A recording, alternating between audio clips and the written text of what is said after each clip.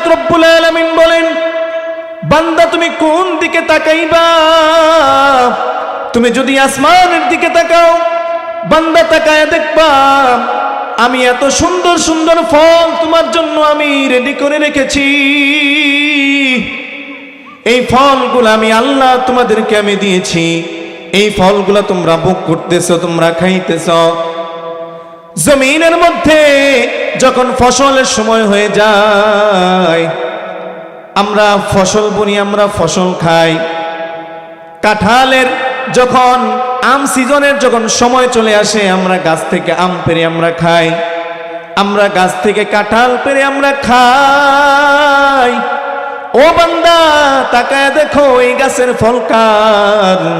তুমি যে গাছ থেকে তুমি ফল তুমি ছিঁড়তেছ, যে গাছ থেকে তুমি ফল খাইতেছ, যেই গাছ থেকে তুমি কাঁঠাল তুমি খাইতেছ, এই গাছটা পর্যন্ত আল্লাহ পাক রব্বুল আলামিন দুনিয়ার জমিনে তোমার জন্য দিয়েছেন।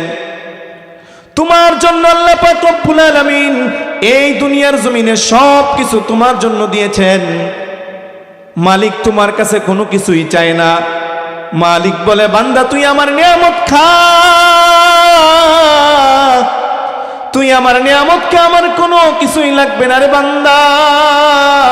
ও বান্দা আমি তোর কাছে একটা জিনিস চাই, বান্দা আমি তুই আল্লাহর নিয়ামত খাইয়া আমি তুই আল্লাহর ইবাদতটা করবি। আল্লাহ বলে, বান্দা তুই যেদিকেই তাকাইবি রে বান্দা, সেদিকেই তাকায় দেখবি আমি আল্লাহ তোকে কত কত নিয়ামত দিয়েছি রে বান্দা। এই নিয়ামত খাইয়া তোর কিছুই করতে হবে না, তোর কারো গোলামি করতে হবে না। কারণ এই দুনিয়ার জমিনে তুই যদি আমি আল্লাহর গোলামি করো, এই দুনিয়ার জমিনে যা কিছু আমি সৃষ্টি করেছি এই সমস্ত মাখলুক তোকে তোর গোলামি করবে। ও বান্দা তুমি গাছ থেকে তুমি ফল ছিঁড়ে খাইতেছ। ও বান্দা তুমি গরু তুমি জবাই করে গরুর গোস্তটা পর্যন্ত তুমি খাও, গরুর চামড়াটা পর্যন্ত তুমি বিক্রি করে সেই চামড়ার টাকা তুমি খাও। গরু জবাই করার পরে গরুর যে ময়লা থাকে, লেদা থাকে, সেটা দিয়ে পর্যন্ত খড়ি বানায় তোমরা সেটা পর্যন্ত ব্যবহার করো। আমি আল্লাহ তোমার কাছে গরুও চাই নাই, আমি আল্লাহ তোমার কাছে গরুর রক্ত চাই না। বান্দা তুই আমার নিয়ামত খাইয়া তুই আমার আমি আল্লাহর ইবাদত করবি। আল্লাহ পাক রব্বুল আলামিন বলেন, আমি দুনিয়ার জমিনে মানুষ সৃষ্টি করেছি একমাত্র আমি আল্লাহর ইবাদত বন্দেগী করার জন্য। জিন এবং মানুষ আমি দুনিয়ার জমিনে সৃষ্টি করেছি একমাত্র আমি আল্লাহর ইবাদত বন্দেগী করার জন্য। আল্লাহ পাক রব্বুল আলামিন ডাক দিয়ে বলেন, ওয়ামা খালাকতুল জিন্না ওয়াল ইনসা ইল্লা লিয়াবুদুন। আল্লাহু আকবার। আল্লাহ পাক রব্বুল আলামিন বলেন, বান্দা দুনিয়ার জমিনে আমি মানুষ এবং ইনসানকে আমি সৃষ্টি করেছি,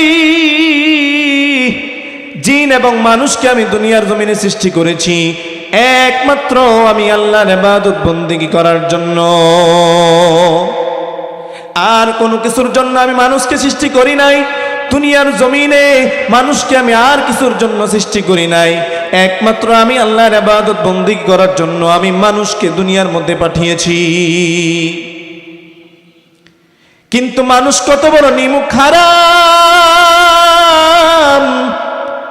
এই আল্লাহ পাকের নিয়ামত খাইয়া আল্লাহর সবকিছু বুক কইরা আল্লাহর গাছ থেকে ফল পাইরা ফল খাইয়া, যেই গরুর দুধ সকালবেলা গরুর দুধ দহন কইরা গরুর দুধ খাইয়া,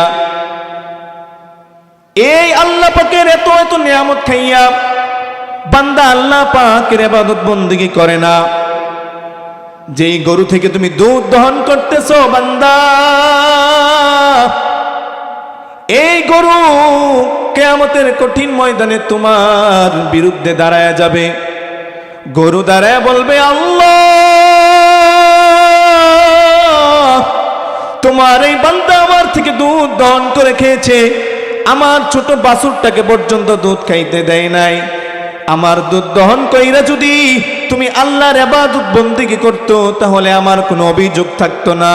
কিন্তু আল্লাহ আমার এই আমার দুধের দহন থেকে দুধ দহন করে এই বান্দা তোমার আল্লাহর ইবাদত বন্দেগী করে নাই, বরং এই বান্দা নামাজের সময় হলে এই দুধ দহন কইরা রাত্রেবেলা ঘুমায়া যাইতো, সকালবেলা 8:30 10টার দিকে ঘুম থেকে উঠে এই বান্দা তুমি আল্লাহর ইবাদত বন্দেগী করে নাই, এই বান্দা তুমি আল্লাহকে চিনে নাই। মসজিদের মুয়াজ্জিন মসজিদের মধ্যে 5 ওয়াক্ত নামাজের সময় ডাক দেয়, আল্লাহু আকবার আল্লাহু আকবার, আসসালাতু খায়রুম মিনান নাওম, কিন্তু বান্দা ঘুম থেকে উঠে নাই।